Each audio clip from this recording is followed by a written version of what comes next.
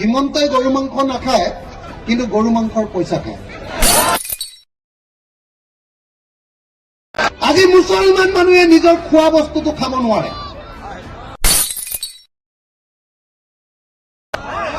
হয়নে নহয়? মুছলমান মানুহক দিগদাৰ কৰিবৰ কাৰণে অসমত গো মাংস নিষিদ্ধ কৰিছে। হয়নে নহয়? কিন্তু গো মাংস নিষিদ্ধ কৰোঁতে অকল মুছলমান মানুহৰ লোকচান হোৱা নাই, লোকচান হৈছে আমাৰ ঘৰৰ। আমাৰ ঘৰত আগতে এহাল গৰু ৬০,০০০ টকাত বিক্ৰী কৰিছিলো, এতিয়া এইটো কৰাৰ পাছত আমি এতিয়া ৪০,০০০ টকাতহে গৰু বিক্ৰী হয়। আমাৰ ২০,০০০ টকা হিমন্তই খাই পেলালে। কথাটো গম পালে নহয়? হয়নে নহয় কথাটো? হয়নে নহয়?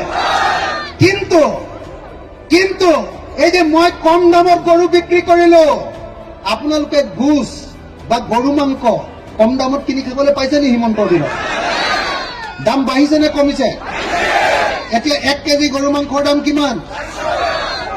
৪০০। ৪০০ৰ পৰা ৫০০। ৪০০ নে ৫০০? দুটা নহয়, ৫০০। হিমন্ত অহাৰ আগতে ১ কেজি গৰু মাংসৰ দাম কিমান আছিলে? কিমান? ২৫০। ২৫০ৰ পৰা ৫০০ হৈছে, তাৰমানে ২৫০ টকা বাঢ়িছে। হিমন্তই গৰু মাংস নাখায়, কিন্তু গৰু মাংসৰ পইচা খায়। হয়নে নহয়? হয়নে নহয়?